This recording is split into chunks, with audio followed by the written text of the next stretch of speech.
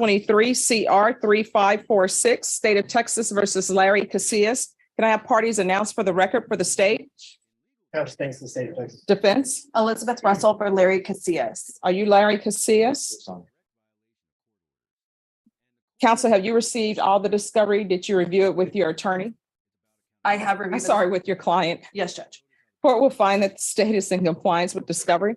Showing you what's entitled application for deferred adjudication or community supervision. Did you review that with your attorney? Did you understand it? Yes, ma'am. And did you sign it? Yes, ma'am. Showing you what's entitled true bill of indictment. Did you review that with your attorney? Did you understand it? Yes, ma'am. Counsel, do you waive the reading of the indictment? We do, Judge. State, are you proceeding on the indictment as presented?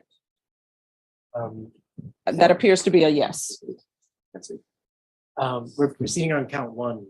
All right, there's only one count in the indictment. Yes. All right. All right, pause right here. This is a critical setup moment. The judge is laying the legal foundation, discovery reviewed, indictment waived, and most importantly, the defendant acknowledges understanding everything. This matters because once a judge confirms this on the record, there's no, I didn't know, defense later. Every yes locks the defendant into full accountability. And notice the charge, assault of a pregnant person. That's not just emotionally heavy. It legally escalates the seriousness of the case fast. Showing you what's entitled court admonishments and defendants waivers and affidavit of admonitions. Did you review that with your attorney? Did you understand it? Did you sign it in all the appropriate places? Yes, ma'am. Did you understand you're charged with assault of a pregnant person? That's a third-degree felony. The range of punishment is anywhere from 2 to 10 years in prison and up to a $10,000 fine. Did you understand? Yes, ma'am. All right, we can go off the record. I'm looking at this plea bargain agreement. And there's to be no harmful or injurious contact with Stephanie Ortiz. That's her by her request, Judge. I'm not following. I'm not going to follow that. Even though that's her request. No, I mean, no, even though it's a request, according to what I'm about to receive, he is a person who is hitting on, not in a loving manner, a pregnant person. I mean, was she pregnant at the time? Yes, Your Honor. So if, you know, She's requesting, and I'm sorry, Judge, may I speak? sure.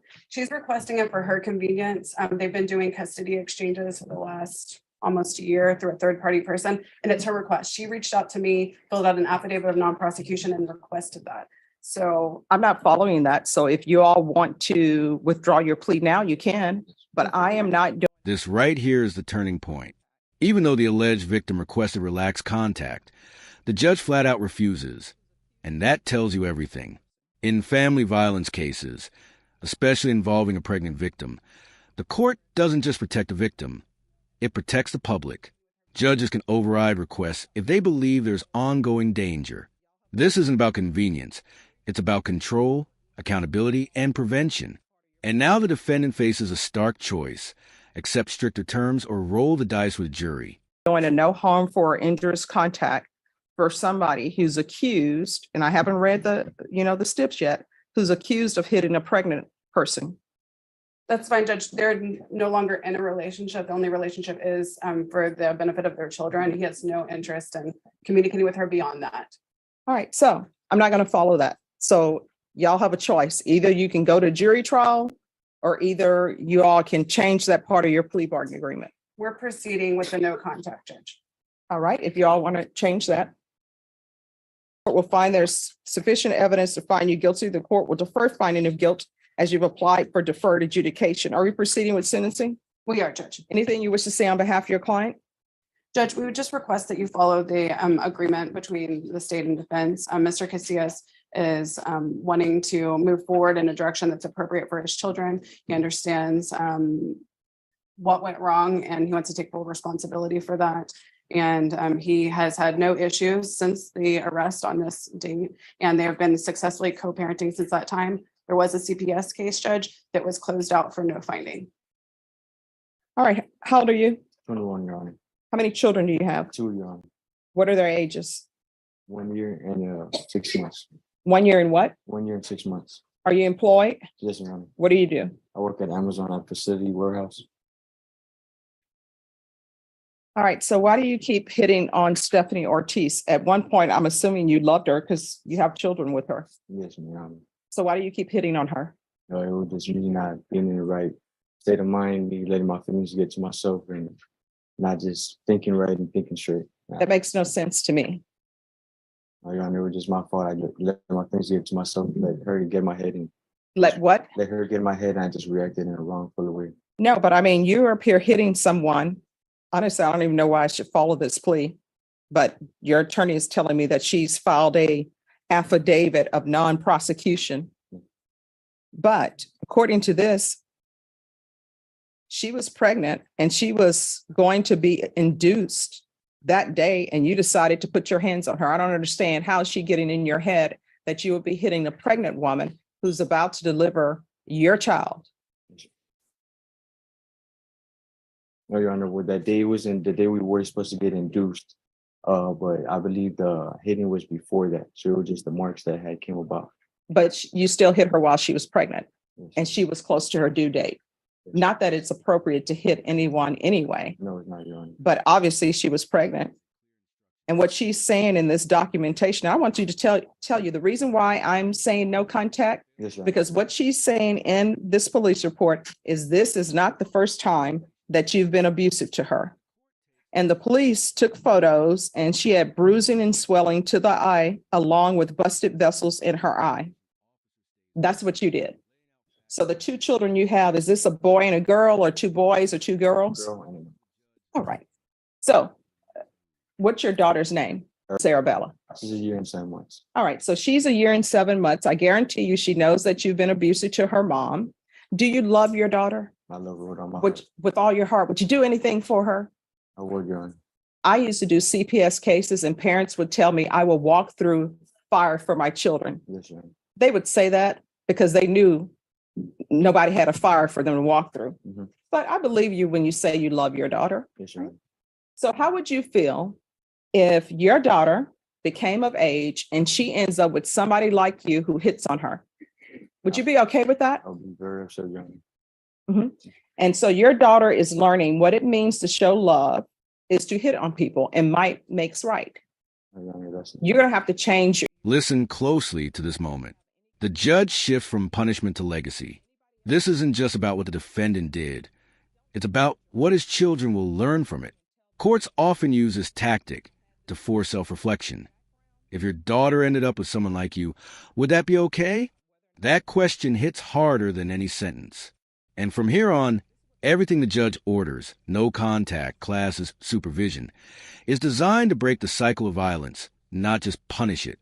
your ways. Yes, You are not to have any contact with Stephanie Ortiz. And anybody else you get into a relationship yet, don't let them meet your publicist. Let them meet you and tell them, hey, want to let you know I had this abusive acts in my background, Yes, Your Honor. because then they can make an informed decision about whether or not they want to date you. You understand? Yes, Your Honor.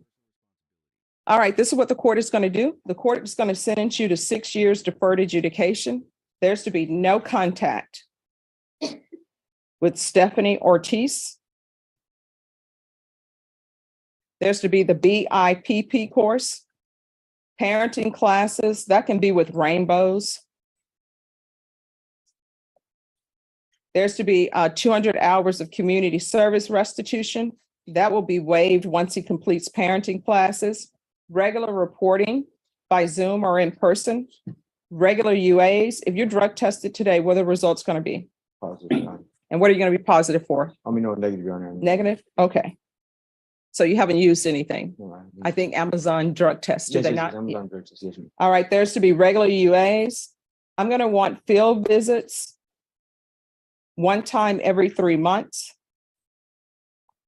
Proof of employment within 15 days. There's to be no employment as a home health care provider or with minors. There's an affirmative finding of family violence. Probation, is there anything else he needs? You already did mention the regular. Yes. All right, is there anything else you need from the court in order to be successful? No, Your Honor, thank you. Showing you what's calling 2023 CR 2528 and 2023 CR 2529. State of Texas versus Berlio Marquez. Can I have parties announced for the record for the state? Jason Garrett, Your Honor. Defense. Robert Maurer for defendant, Your Honor. And are you Mr. Marquez? Yes, ma'am. Counsel, have you received the discovery in each of these cases and did you review it with your client? Yes. In each cause number, the court will find that the state is in compliance with discovery. And each cause number I'm showing you was entitled True Bill of Indictment. Did you review that with your attorney? Did you understand it? Yes, Counsel, in each cause number, do you waive the reading of the indictment? I did. State, are you proceeding on the indictment as presented in each cause number? We are, Your Honor. Mr. Marquez, in each cause numbers, I'm showing you what's entitled Court Admonishments and Defendants Waivers and Affidavit of Admonitions. Did you review those documents with your attorney? Did you understand them? Did you sign them in all the appropriate places? Yes, ma'am. Did you understand in each cause number, you're charged with the offense of aggravated robbery? That's a first-degree felony. The range of punishment is up to, anywhere from 5 to 99 years or life in prison and up to a $10,000 fine. Did you understand? Yes. After reviewing states exhibits 1 and attachments in each cause number, the court will find there is sufficient evidence to find you guilty and the court will find you guilty. Are you proceeding with sentencing? Yes, Judge, but ask to waive PSI. Anything you wish to say on behalf of your client? Just ask you to follow the plea bargain here. All right. And the cause number ending in 2528, the court will find you guilty, sentence you to 5 years in the prison, give you credit for any time served. There's an affirmative finding of deadly weapon. This will run concurrent with 2023 CR 2529, taking consideration 2023 CR 2621, 2527, 699, 185, and 184. There's to be restitution, if any, to Isaac Cervantes, Cameron Carroll, Kyle Sutherland, and Stephanie Lefebvre, and also no contact with any of those parties.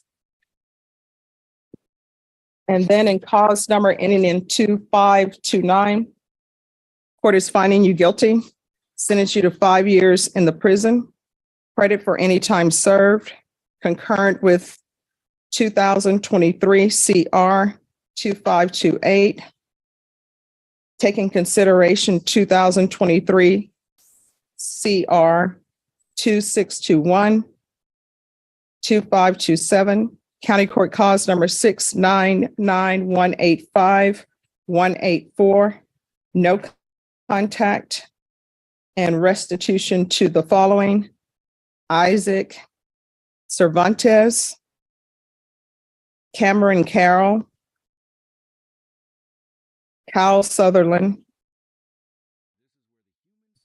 and Stephanie Lefebvre. I'm pronouncing that name all sorts of ways. I apologize to Stephanie. All right. Did you review the document entitled Trial Court Certification of Defendants' Rights to Appeal with your attorney? Did you understand it and did you sign it? Yes, ma'am. All right. Because this is a plea bargain agreement, because I followed your plea bargain agreement, and because you waived your right to appeal, you do not have the court's permission to appeal. Do you understand? Yes, ma'am. Because this is a felony conviction, you're not allowed to own or possess any weapons or ammunition. If you have a question over what a weapon or ammunition is, you need to speak to an attorney. Do you understand? Yes, ma'am. All right, we're off the record. How old are you? 17. You're 17 and you're doing this foolishness. If you want things, you got to get a job so you can have things. You understand? Yes, ma'am. For a 17-year-old, you've chosen a hard road for yourself because you're going to prison, 17. And you're going to be in prison with a bunch of people who are there for murders and other things. When you go to prison, don't become institutionalized. You're 17, you still have a chance to make something out of yourself and do better in your life. So keep your head down and do your time and try to improve yourself. You can even take college classes while you're at the prison. And if you dropped out of school and don't have your high school diploma, you can get your high school diploma while you're there. So don't come out of prison having just wasted time, okay? All right, good luck to you. Thank you, Judge. My big excuse. Yes, thank you, Mr. Thank you. Maurer.